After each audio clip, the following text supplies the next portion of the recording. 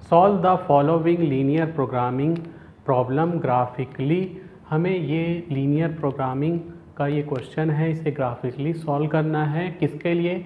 Maximise z equal to 3x plus 2y के लिए। Subject to कंट्रेंट्स, जो कंट्रेंट्स है x plus 2y less than equal to 0, 10, 3x plus y less than equal to 15, x y greater than equal to 0। तो यहाँ less than और greater than को ध्यान में रखना है। ठीक, कई बच्चे लेस देन ग्रेटर देन नहीं पहचानते, इसको ग्रेटर देन बोलते हैं, इसको लेस देन बोलते हैं। तो यहाँ पर हम इन लोग को इक्वेशन रख लेते हैं। इसका नाम है इक्वेशन 1, इसका नाम है इक्वेशन 2 और इसका नाम है इक्वेशन 3। ठीक, इक्वेशन 1 और 2 का यूज़ करके हम इनका ग्राफ बनाएंगे। तो जब हम टेबल बनाएंगे तो लेस देन ग्रेटर देन को भूल जाएंगे। x plus 2y equal to 10 के लिए टेबल बना रहे हैं, इधर ले लेते हैं x, इधर ले लेते हैं y। तो यहाँ जो पॉइंट लेना है एकदम सिंपल लेना है हमको। एक बार अगर मैं x के जगह 0 रख दूँ या y के जगह 0 रख दूँ, तो y के जगह 0 रख दूँगा, x की वैल्यू हो जाएगी 10।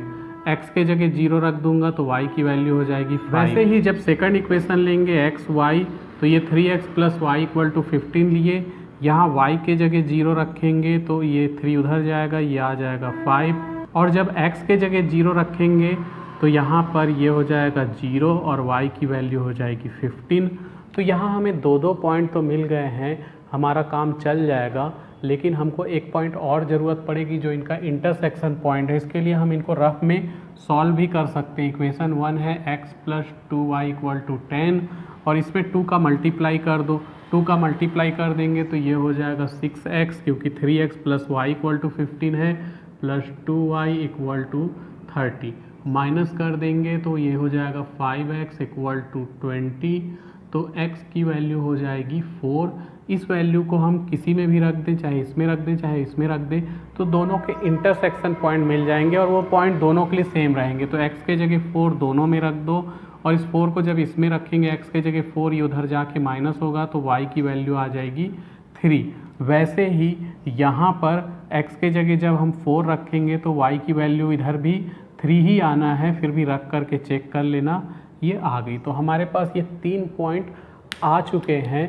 अब हम इनका ग्राफ ड्रॉ करेंगे। ग्राफ को तुम ग्राफ पेपर में भी बना सकते हो या इसमें भी बना सकते हो। अब मैं यहाँ ग्राफ पेपर तो ला के बता नहीं सकता, इसलिए मैं यहीं पे बनाऊँगा। इसको मिटा देता हूँ। तो मैंने x एक्सिस और y एक्सिस बना दिया है। x एक्सिस में 5, 5, 10 लिए, क्योंकि x एक्सिस में ये 10 तक जा रहा है तो 10 तक लेना ज़रूरी था, और y एक्सिस में 15 तक जा रहा है तो इसको 15 तक लिए। चूँकि सभी पॉजिटिव में है तो पॉजिटिव डायरेक्शन में ही हमने लिया है, निगेटिव डायरेक्शन का यूज़ नहीं किया। यहाँ निगेटिव की ज़रूरत भी नहीं पड़ेगी, इसलिए यहाँ नहीं लिखे हैं। तो अब हम पहला ग्राफ ड्रॉ करेंगे। तो पहला ग्राफ जो जा रहा है x equal to 10 y equal to 0, तो x equal to 10 y equal to 0 x axis में ये पॉइंट मिल गया। दूसरा पॉइंट है 0 y एक्सिस में 5, तो ये मिल गया। अब तीसरा पॉइंट हम यहाँ अभी नहीं बनाएंगे। तुम लोग ग्राफ पेपर लेते हो तो 1, 1 का डिस्टेंस ले लोगे तो भी बन जाएगा। अगर जगह है तो 15, 1, 1 करके ले लेना तो भी बना सकते हो। यहाँ पर 5, 5 करके भी ले सकते हैं। दोनों तरीके हैं, जैसा तुम वहाँ स्केल यूज़ करना चाहते हो वैसा स्केल यूज़ कर सकते हो। मैंने 5, 5 का स्केल यूज़ किया है, ठीक, इसलिए 5, 10, ताकि ग्राफ छोटा बनेगा। ठीक, बाकी काम इस छोटे से भी चल जाएगा, बड़े से भी चल जाएगा। तो तुम 1, 1 का स्केल भी यूज़ कर सकते हो, 1, 2, 3 ऐसा करके। मैंने 5, 5 का किया क्योंकि 5, 5 से काम चल जा रहा है। तो अब यहाँ हम इस लाइन को ड्रॉ कर देते हैं। तो ये x, ये हो कुछ इस टाइप से लाइन चले जाएगी। ठीक, ये हमारी लाइन हो गई। ठीक, स्केल से खींचोगे तो ये एकदम क्लियर लाइन जाएगी, और हाथ से मैं खींच रहा हूँ तो थोड़ा 19-20 हो सकता है, लेकिन फिर भी काफ़ी कुछ एकदम क्लियर तुम्हें समझ में आएगा। तो पहली लाइन ये मैंने ड्रॉ कर दी। अब दूसरी लाइन ड्रॉ करेंगे। दूसरी लाइन के लिए x equal to 5 y equal to 0 ये पॉइंट है। दूसरा पॉइंट है x equal to y equal to 15 x equal to 0 ये पॉइंट है। तो इनको मिला देते हैं हम। तो दूसरी लाइन हमने ये ड्रॉ कर ली है।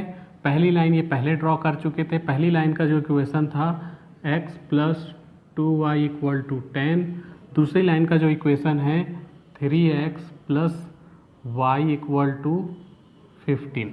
तो ये दोनों इक्वेशन की लाइन बन चुकी है। अब जैसा क्वेश्चन में बोला गया है कंटेंट जो है वो जो x+2y है, x+2y लेस देन है मतलब इस तरफ बनेगा, इसका सेटेड रीजन ये रहेगा। वैसे ही 3x+y ये गया है, इसका भी सेटेड रीजन इस तरफ रहेगा। x और y जो है वो ग्रेटर देन 0 है तो उन लोग इस तरफ आएंगे, लेस देन 0 इस तरफ, ग्रेटर देन 0 इधर का एरिया। तो कुल मिला के जो फिजिबल रीजन है वो ये है, तो इसको हम सेडेड कर देते हैं, यही हमारा फिजिबल रीजन है। और कॉर्नर पॉइंट हम यहाँ लिख लेते हैं, तो कॉर्नर पॉइंट नाम लिख देते हैं, ये A है, A का कॉर्नर पॉइंट है 5 0, ठीक, ये A कॉर्नर पॉइंट है, ये इसको B ले लेते हैं। ये जो था ये 4 3, x = 4 y = 3, और ये वाला जो कॉर्नर पॉइंट है इसका नाम C लिख लेते हैं। ये जो है ये 0 5 है, x = 0 y = 5, और एक ये कॉर्नर पॉइंट है जो कि ओरिजिन है, ठीक, इसको लिख लेते हैं 0 0। तो हमारे ये कॉर्नर पॉइंट भी निकल गए फिजिबल रीजन के। तो यहाँ हम लिख देते हैं the feasible region determine by the constraints. तो ये फिजिबल रीजन है जो इस कंट्रेंट से डिटरमाइन हो रहा है। ये कौन कौन से कंट्रेंट है? Equation 1, equation 2 and equation 3। ये तीनों इक्वेशन से जो फिजिबल रीजन डिटरमाइन हुआ उसका ये ग्राफ हमने बना दिया है। कॉर्नर पॉइंट, तो the corner points of the feasible reason, तो पहला कॉर्नर पॉइंट है A 5 0, दूसरा कॉर्नर पॉइंट है B 4 3, तीसरा कॉर्नर पॉइंट है C 0 5, और चौथा कॉर्नर पॉइंट है O 0 0। तो एंड ओरिजिन 0 0, ठीक।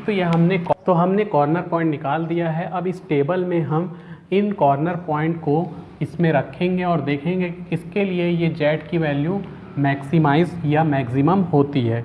तो जब इन कॉर्नर पॉइंट को रखेंगे तो कॉर्नर पॉइंट क्या क्या है? पहला कॉर्नर पॉइंट है A यानी कि 5 0, तो जब x के जगह 5 रखें और y के जगह 0 तो ये आ जाएगा 15, ठीक, ध्यान से रखना है, गलती नहीं करना है।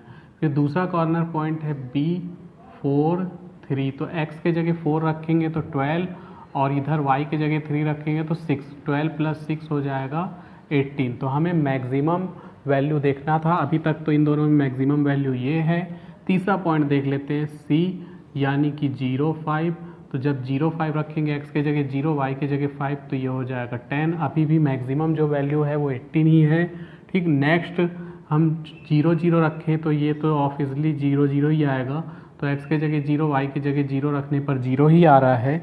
तो जो मैक्सिमम वैल्यू है, चूँकि मैक्सिमाइज बोला है तो मैक्सिमाइज ये वैल्यू है, और ये मैक्सिमम वैल्यू z की जो है वो 18 है, और किस पॉइंट पे आ रही है? ये 4 3 पे।